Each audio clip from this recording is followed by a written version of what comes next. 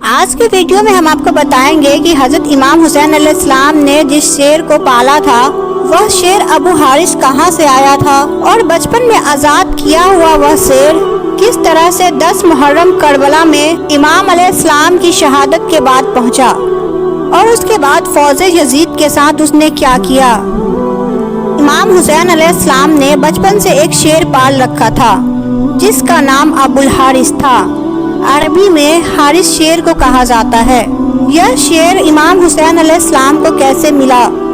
ایک دفعہ مولا علی علیہ السلام خطبہ دے رہے تھے، اسی دوران کچھ لوگ دوڑتے ہوئے مولا علی علیہ السلام کے پاس آئے۔ امام علی علیہ السلام نے پوچھا تو انہوں نے کہا کہ مولا ایک شیر آپ کی طرف آ رہا ہے۔ مولا علی علیہ السلام نے فرمایا کہ بیٹھ جاؤ، یہ شیر کسی کو کچھ نہیں کرے گا۔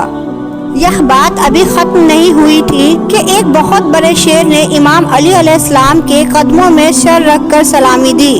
اس کے بعد ایک شیر نے ایک چند دن کا اپنا بچہ مولا علی علیہ السلام کی خدمت میں پیش کیا۔ شیر نے اپنی زبان میں مولا علی علیہ السلام سے کہا کہ مولا میں اس بچے کا باپ نہیں، اس بچے کی ماں ہوں، اس بچے کا باپ مر چکا ہے۔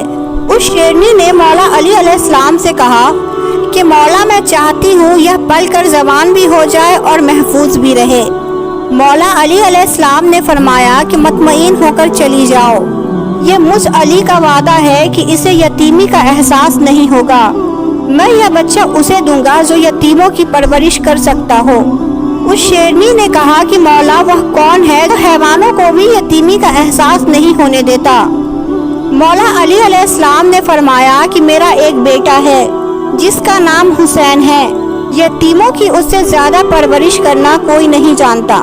مولا علی علیہ السلام نے فرمایا کہ اے حسین، اس شیر کے بچے کو تم لے جاؤ۔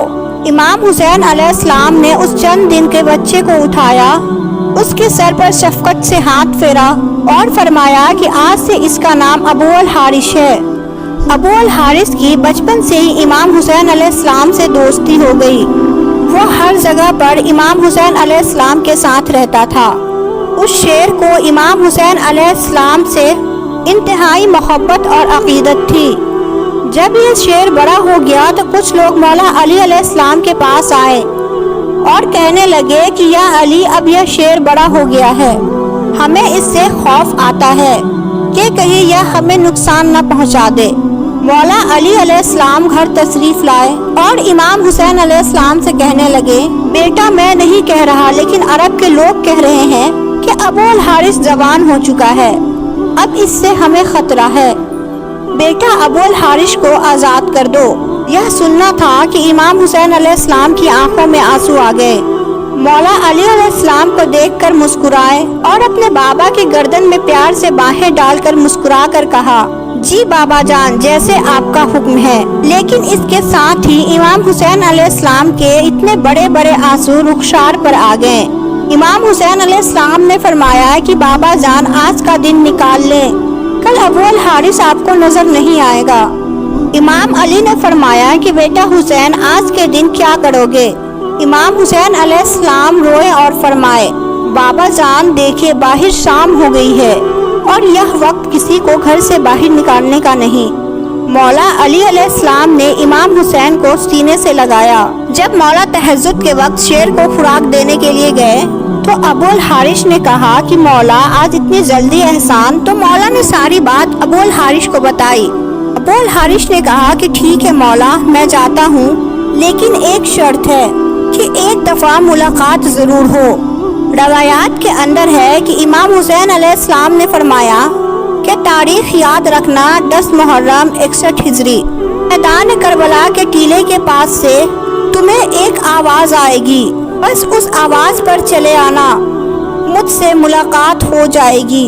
ابو الحارث نے پوچھا کہ مولا آواز کون دے گا، آپ نے فرمایا نہیں۔ ابو الحارث نے پوچھا آپ کے بھائی عباس، آپ نے فرمایا نہیں۔ پھر امام حسین علیہ السلام روئے اور فرمایا میری 4 سال کی بیٹی سکینہ تمہیں آواز دے گی یا پھر ہماری اماں فضہ تمہیں آواز دیں گی۔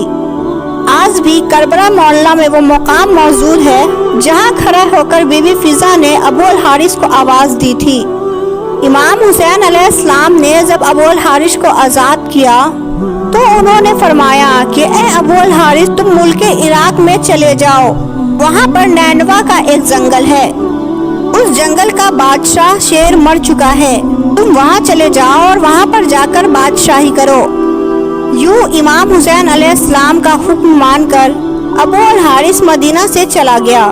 وہ عاشور کی شام تھی جب امام حسین علیہ السلام شہید ہوئے تو امام کی شہادت کے بعد شور و گل شروع ہوا۔ عمر ابن شاد لعین کا حکم تھا کہ امام حسین علیہ السلام کے لاش پر گھوڑے دوڑا دیے جائے اور لاش مبارک کو پامال کر دیا جائے۔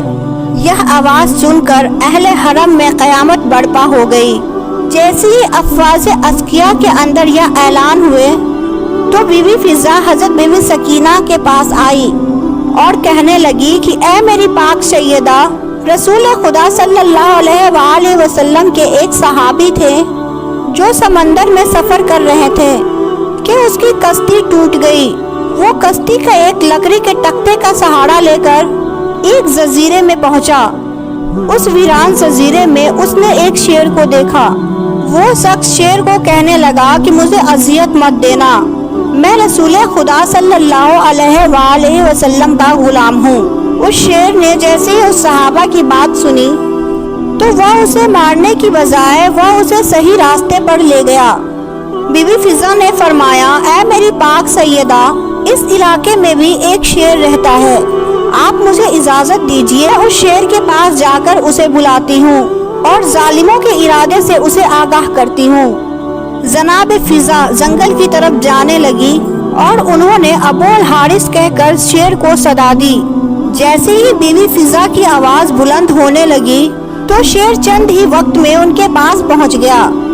بی بی فضا نے فرمایا، اے ابو الحارث، کیا تجھے معلوم ہے کہ یہ لوگ امام حسین علیہ السلام کے جسم اطہر کو پامال کرنا چاہتے ہیں اور ان کے لاشوں پہ گھوڑے دوڑانا چاہتے ہیں؟ یہ سن کر وہ شیر ابو الحارث بی بی فضا کے ساتھ آ گیا اور مقتل میں پہنچ کر امام حسین علیہ السلام کی لاش کے پاس بیٹھ گیا۔ اور مقتل کی کتابوں میں ہے کہ شیر ابو الحارث نے امام حسین علیہ السلام سے پیشانی رنگین کی اور روتا رہا۔ جب کوفی لوگ گھوڑے پر سوار ہو کر امام حسین علیہ السلام کی لاش کو پامال کرنے آئے تو دیکھا کہ ایک شیر موجود ہے۔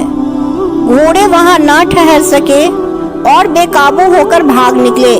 سواروں نے بھی پلٹ کر نہ دیکھا۔ جب اس واقعے کی عمر ابن شاد کو خبر ملی تو وہ لعین کہنے لگا کہ اس کو کسی پر ظاہر نہ کرنا، یہ ایک فتنہ ہے۔